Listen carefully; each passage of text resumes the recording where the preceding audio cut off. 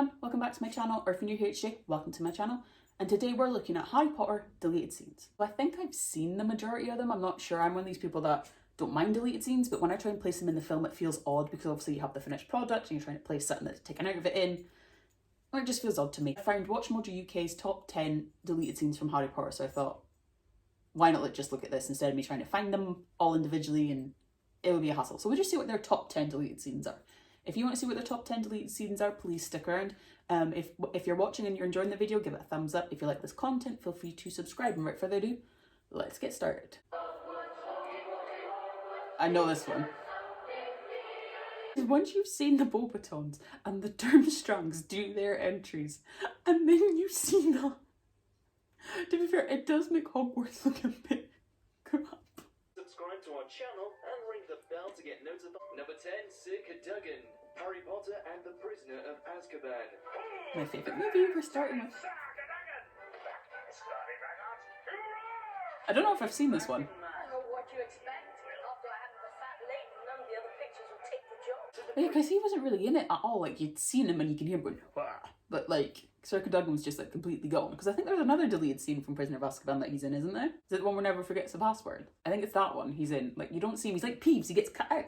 Like, which is a shame because I think these films are serious and sometimes serious. Prisoner of Azkaban. They do need a bit of light comedy, not complete rom-com like Half-Blood Prince, but a bit of comedy. Number 9, Sybil Trelawney listening to Dolores Umbridge's. I have never seen this. I've definitely not seen this one. Oh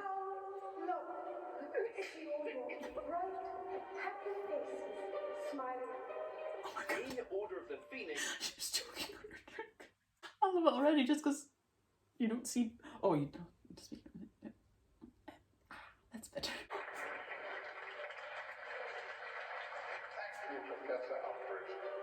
Oh, my mum would be having a mental fit because my mum hates it when people do things like that with their food. Like, she absolutely hates it. She can't stand it. She would be going, oh, she's putting it in the cup. That's what she would do. She put her hands in the cup. But oh my god. I can see why they obviously took that out because it would be very distracting. I think little pans to her would have been fine, but I can see why they took it out because it would have been very distracting. And we did kind of have to listen to Umbridge to understand that she was there to almost like basically take over Hogwarts almost enough and spy on Dumbledore. So. Number 8, Leglocker Curse. Oh, I've seen this one. Poor Neville. Look how little they are. It's insane. Oh, Neville. Lectures them about how they should be studying for their exams. Even Hedwig turns to look at Neville bouncing down the Great Hall. That is so cute. Or she just turns her head. You have got to start standing up to Neville. That's all. If they had shortened that scene and just kept this bit in, like cut out some of the things in that scene so we could get to this, then we could be like why were we like because obviously Hagrid says Nicholas Flamel and then Hermione goes look, but if they kept that in and they found that. Number 7 is Harry the Heir. I've seen this one. I think I've seen all of them so far apart from that Order of the Phoenix one, which is a shame because he was an important character in the books. Like, he was more in the books, and to be fair, is he in Hufflepuff? And it kind of shows that, no offense to Hufflepuffs on here because obviously I love all houses on here, but it does show that Hufflepuffs can be mean as well. Like, every house has that thing where like not all Gryffindors are brave, not all Slytherins are cunning, not all Ravenclaws are smart, because we got Lockhart in our freaking house, and it's not like all Hufflepuffs are loyal either. Like, they come across as nice, but they're not. Some of them aren't. He's a parcel mouth. Which is also nice because we get other students' point of view besides Ron and Hermione as well. Because obviously Ron and Hermione are going to stick up for Harry no matter what because that's their best friend. But we get to see other students' point of views and how not everyone is as like, oh, it's not true, but like, we get to see what other students think of him instead of just Ron and Hermione, which is, I could change, I think. Number 6, You Need Us, Harry. I've seen this one. And the Half-Blood I say I've not seen a lot of them, but I think I have now. I take back what I said in the start. When I'm around, keep us talking to a minimum, please. That's going to happen. Besides, he's barking. Oh, he says the same thing about you. See, I don't really see why they needed to put that in, because yes, obviously, like, the Half-Blood Prince is where Hermione decides that yes, she does have feelings for Ron. Because I'm not a fan of the Half-Blood Prince movie, I will say that now. They didn't really need another comment about snogging. They already had that with Ron and Hermione and the Three Broomsticks. I don't see why they needed it again. Ron trying to express his feelings. Harry Potter and the Deathly Hallows Part 2. There's something I need to tell you. I don't want you to say anything. You wouldn't say a few words about being killed by a giant snake. It'll just ruin it. I kind of get why that scene wasn't in the film, just because they already had a lot of they had that slow motion of them coming down the stairs, and that would have been a little bit cute, but I don't think they needed to overload it with romantic things. I get that they're in a war and it's like a couple of kisses and things here and there are fine, but like they didn't need that. But yeah. From part 1 of the Deathly Hallows, it's one where they're skipping rocks Aww. together. I don't think I've seen that one. Oh. Number 4, Harry grieving Sirius Black. I think I've seen this one. I'm not sure, or I've heard of it Sirius Black recently. dead. It's about to start. Thanks, Ron. I'm not really in the mood. You know, I'm not hungry either. You go on. Really? Are they okay? It's so nice because, like, I get why if that scene was after the Dumbledore scene with Harry, we already had quite a really somber moment, so it was like it would pull it further down, but I don't really think that would have been a bad thing, because we'd all have an opportunity to think about how Harry's lost Sirius, but I get why maybe they took it out, because they had that moment and we're going, brrr, so I don't know. But like seeing that is so sweet, because obviously best friends are there for each other no matter what, and it's like, well, if I don't want to do this, if you don't want to do this, I don't want to go, or like things like that, and it's sweet. And but like obviously when things like this happen, you want to be by yourself for a while, so I understand what Harry's doing. Number 3, Draco Malfoy throwing Harry his wand.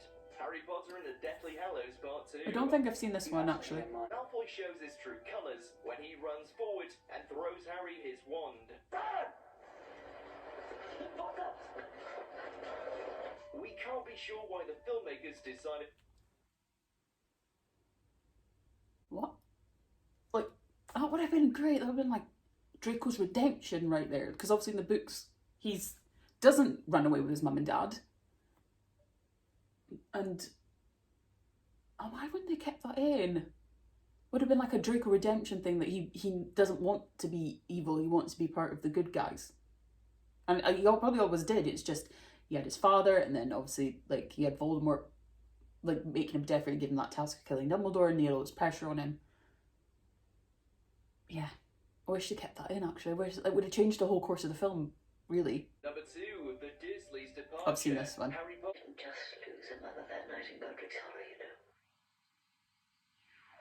I lost a sister. I like this bit because as much as Petunia hated that Lily was a witch and she wasn't, and she didn't like James, and Harry reminds her of James and reminds her that she's lost her sister, and it's a cycle of Harry being a wizard. It does show that she did love her sister.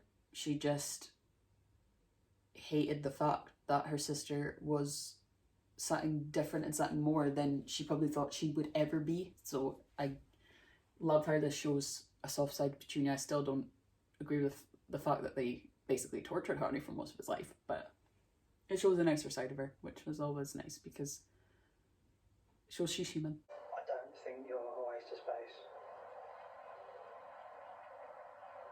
Thanks. I think Dudley realised that after Harry saved him. I think maybe Dudley had to change her heart after Harry saved him from the Dementors. 1, Remus Lupin and Nymphadora Tonks reunion. I'm gonna cry.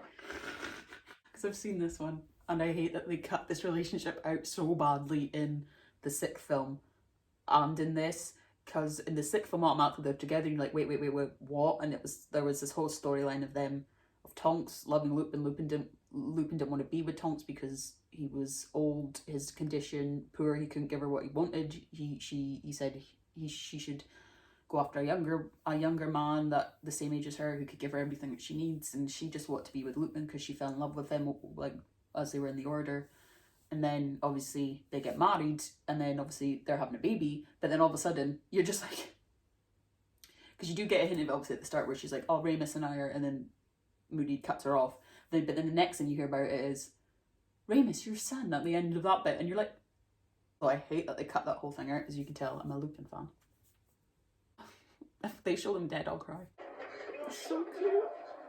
It's Teddy, honey. He'll sleep till dawn and snore like his father. It's you that needs me tonight. So I hadn't seen that one. Still makes me cry. So that's it, guys. That was Watchmojis UK top 10 Harry Potter deleted scenes. Is there a deleted scene you think I've not seen? Let me know in the comments down below. What was the deleted scene you think should have been left in the film? Let me know. If you like this video, give it a thumbs up. If you like this content, feel free to subscribe, and I will see you guys in another video. Bye.